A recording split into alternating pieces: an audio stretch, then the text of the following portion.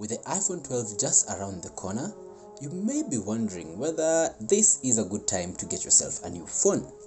While the new devices may be attractive and flashy with features that you may think you need, forking out over 100,000 Kenyan shillings just for a device that could be grabbed in the CBD is a tad too much.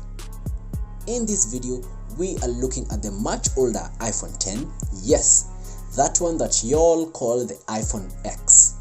Just putting it out there, it's not cheap either, starting at 60k for the 64GB variant and 70k for the 256GB variant. But we are here to find out whether it's actually a worthy buy or not.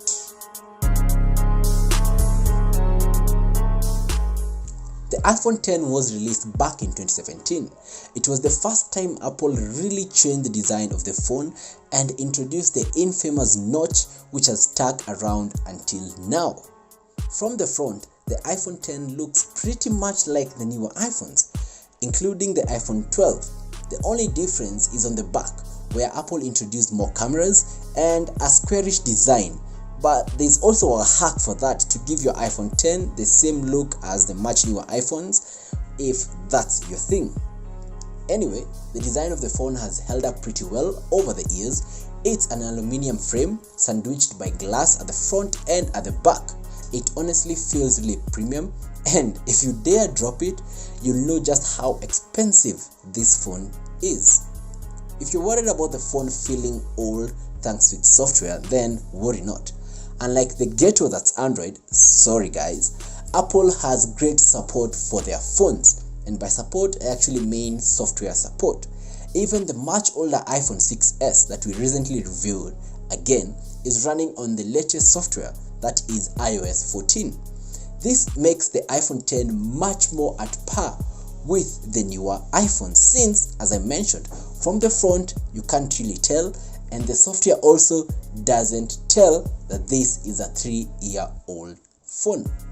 One of the best things about iPhones is their camera, and without fail, the iPhone 10 does have a really good camera.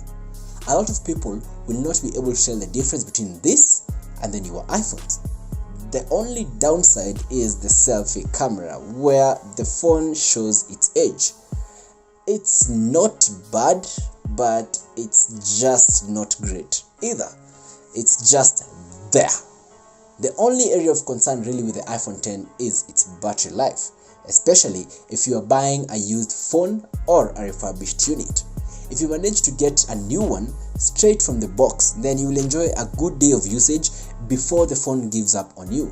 However, note that you cannot really push the usage of this phone too much, because if you do, with things like playing games, maybe listening to too much music, social media, like more than 4 hours, like just a lot of usage on the phone, you might be running out of charge by the time it's actually 3 p.m.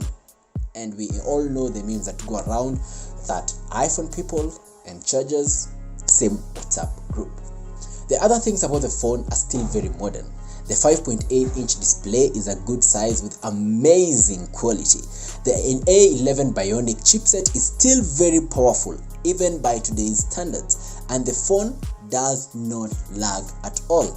But of course, if you put it aside a much newer iPhone, say the iPhone 11 Pro, you'll definitely notice the difference in speeds, especially when it's opening up heavy apps such as games. So, the big question is, should you buy an iPhone 10 in 2020? If you can find a totally new one in a box, by all means go for it. But if you are getting a used one or a refurbished unit, make sure that you check the battery health lest you buy yourself liabilities. That's all from us. I have been your host, Saruni Maina. This is Gadgets Africa. Subscribe, share, and use the comment section down below to let us know what you think of the iPhone 10, and is it a phone that you'll actually buy in 2020? Kwaheri.